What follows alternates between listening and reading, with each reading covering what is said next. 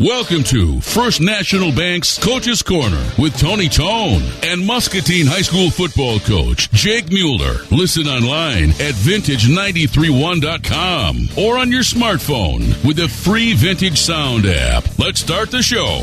Just like that, 2 minutes after 8 o'clock, it's a busy week. Homecoming 2016 for Muscatine. Parade later on today, bonfire, coronation, and a big football game tomorrow. It's week 2 in district play. The Muskies welcome Davenport North, I believe, and head coach Jake Mueller is in studio. I'm correct, right? It is North. Mm-hmm. Okay, I want to make sure that I have that down. So this is a week that you look forward to. There's probably, and I don't know if this is true, but there might be a few more distractions. That is true. Than usual. Yeah. So it's tough because you want to have your guys focused, but you also want them to, and I don't want to say be kids, but you also want them to have an enjoyable homecoming week, especially your seniors. It's their last hurrah. Yeah, you do. It's a fine line. Like, you want them to remain focused and make sure that we are getting better every day and put on a good performance on Friday night. Mm-hmm. And at the same time, you got to remember that they are high school kids, and it should be an enjoyable week for them. Sure. And you want them to have that fun.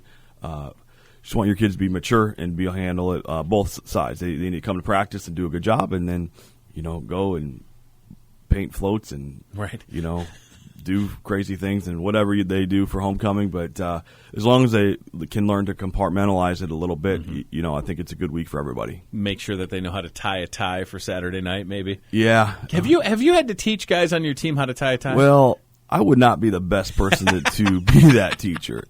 Once I get one tied, I just leave it. Do you really? Yeah. So I think we're both in the same boat. Like I have a couple ties, but fortunately I don't have to wear them that often. Yeah. So I'm the same way. Like I have some that are tied so well that I never want to touch them. Yeah. Like, man, I had a good knot on that one. Let's just keep it that way. Right. Yeah. And I have a big neck and a big head, so these are like those extra long ties. Mm-hmm. It takes a long time. Has the intensity level, how has that been this week? Because you come off of a Bettendorf game that was tough, and you have to move past it and look forward to this week. So does that intensity from Friday of last week carry into this week? Are you seeing guys continue to step up and motivate their teammates? And again, we talk about homecoming and distractions, but are they fired up? Have the practices been solid up until this point? Yeah, I would say I've been pretty pleased with how this week's practices have gone. You never know how high school kids are going to respond after you lose in the fashion which we lost. Mm-hmm. And so the message was you just got to pick yourself up off the mat and get up and go again. And I feel like our kids have taken that, and they know with the way the season has played out and the way the district is set up, we can't afford to lose another game, and so but essentially the playoffs begin now, right? And so the intensity has to be there, and it has been, and the stakes are higher. Mm-hmm. And I told them that if you're a competitor at all, like that's really what you should enjoy. This Sure. You should enjoy the pressure of having to play at a high level from here on out, and so that's why you practice. That's why you do the workouts to have that on. You don't want to. I wouldn't want to have it another way, really. And you can't afford to, and I'm not saying that anyone is, but a team like Davenport North comes in with a record that's probably not indicative of some of the things that they're capable of. So that's another factor in a busy week with that intensity and some distractions. A team that on paper, they are what they are, but they have athletes that can do things on the field that you have to be prepared for. So touch on, give me a couple examples of offense or defensive threats that Davenport North has. First thing is, I used to coach track up until last year, and so I follow track pretty closely. And Davenport North is, for the last 2 years, have one of the state's top 4x1 and 4x2 teams, and all of those guys play football. Wow. And so they got guys that are a lot faster than our kids. And so, we can't allow them to get out and space and get going. And so anytime you have, athletic ability like that, there's a potential for big plays. And so, a big focus for our defense is to eliminate those big plays. And so we got to make sure that we're sound in, how we attack on defense. I tell you what, it's going to be an exciting game for sure. I know that, and the weather is going to cooperate tomorrow. I mean, this is kind of football weather finally. Right? Yeah, it's nice. Practices probably they can feel some of those hits a little bit more. Yeah, which is all going to keep this team motivated because, like Coach said, this is it. The districts, we're in week 2, and with how they change things, only 2 teams are going to go from each district into the playoffs. So we're going to take a quick break. We're going to come right back and continue First National Bank Coach's Corner with Jake Mueller. It's 7 minutes after 8 o'clock. Don't touch that dial. This summer is a perfect time to save money by refinancing your mortgage. Hear why Lori and Cliff Lampier chose to refinance their home with First National Bank.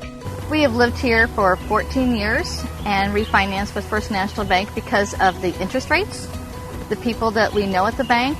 They're friendly, helpful, and it's pretty much effortless on our part. When you're ready to refinance your home, see the new real estate team at First National Bank. Member FDIC, Equal Housing Lender. You're listening to First National Bank's Coach's Corner on Vintage Sound 93.1. Just like that, we're back. Homecoming week 2016 is a big one for the Muskies. Head football coach Jake Mueller, are you participating in the parade later today? Yes, we are. Nice. Now, is that something that... Is anybody groaning about being in the parade? Because I love parades, and I feel like it's a nice thing to do for the community, and the guys get out, and there's kids. I have a 4-year-old that looks at a football player with a jersey on, and he's just like, whoa. So it's an important thing to do, isn't it? I agree. I think it's an important thing. I think a lot of people enjoy it. As a coach, it's kind of tied into routine, and right. Thursdays we practice and we have a pregame and dinners and all that. Like, I like routine. So, but I understand the importance of having the parade and the importance to the community and all that. So, I get it. But our kids like it, and so I appreciate that as well. So with the game tomorrow and it being homecoming, will you see former players on a homecoming game? Obviously you have to focus, and it'll have home field advantage, and it'll be a big crowd. Any former players come around this week in particular? No one has yet, but okay. I'm sure we'll see some tomorrow night, sure. Which I always enjoy seeing. It's one of the best parts about coaching is seeing, where kids who you have coached, what they're up to 3, 4, 5 years afterwards.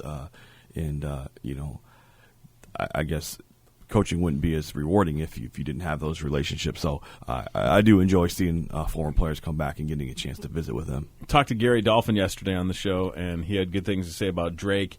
And then at the end, I just kind of mentioned, the success that your program's having, and Joe Eastcamp in basketball, but then also Alfonso Soko and kids like that. And I love what Dolph said. He said, "Well, Tony, I can't really comment on those guys until they have signed on the dotted line. But let me just say that Kirk and Fran are excited about the purple and gold athletes." So that's going to make you feel pretty good, right? Obviously, you have to focus on your job and your family and coaching, but to know that at that next level, people are thinking of guys that you've watched come through your system. Yeah, I think it's great. Any reaction to that, or can you not even let that get in your brain when you're in coaching and you're in season? No, I think you can.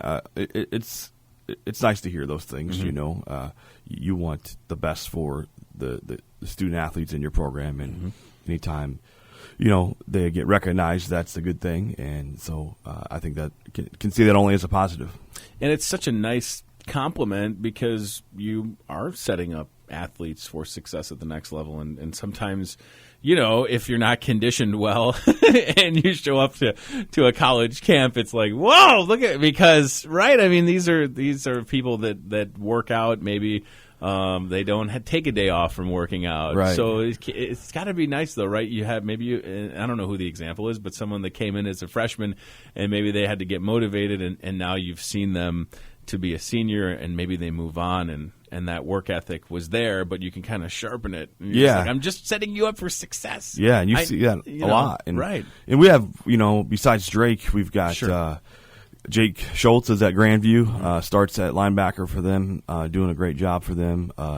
Edward Sanders is down at Alabama State, plays guard for those guys. Tyler Brooks is at North Carolina Central. Reed Mathis is at Wartburg, playing safety and as a long snapper for them. Devontae Ellis is playing at Iowa Central. Junior college starts at outside linebacker for them. And both Matt Wieskamp and Spencer Beatty are in the Western Illinois program. Both of those two are playing receiver. Awesome. Matt's playing outside receiver. Spencer's playing a slot receiver.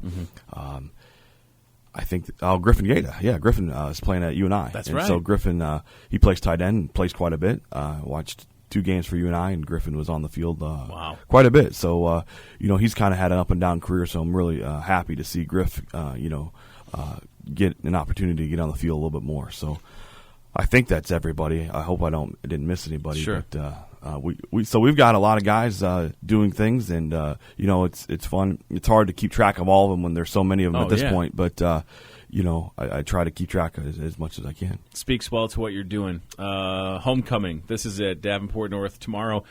Quick look ahead. Iowa City High next Friday on the road. Tough opponent. Being on the road is also challenging in that environment. So I imagine the prep for that obviously will be all the focus for next week. Your schedule's not doing you any favors this year. No, it's also a nice thing to be challenged each week, isn't it? Absolutely. Yep. And we get through this week, and then next week will be a big one for sure on the road, and we'll have to be ready to go. But I have no doubt that we will be. It's going to be fun, that's for sure. And then, it's so weird to say that, seasons, where it is. Right? You're right. There's 4 games left. It's crazy. 4 games. That's it for the 2016 Muskie football season, and we have high hopes for it continuing into district playoffs. And I have strong, confidence in tomorrow's game for sure. Being homecoming, you're going to have a great crowd. Oh my gosh! I hope so. Jeez Louise! Wow, there's no excuse. The weather. Grab a hooded sweatshirt and sit in the stands. Right? Mm-hmm. It's easy for us. Right. All we got to do is show up. Right. Sometimes you got to walk a little bit to find a parking spot. Yep. Sometimes you park at your radio station. You take a golf cart over. Right? Mm-hmm. It's not a bad deal. That's right. Good luck tomorrow night. Thank you. Appreciate it. Thanks for coming in. Muskie Football at home. All right, Davenport North. If you can't make it, you can listen to it on the radio on our sister station, KWPC, AM 860, FM 95.1, the voice of Muscatine with Brian Musell and Jim Miller.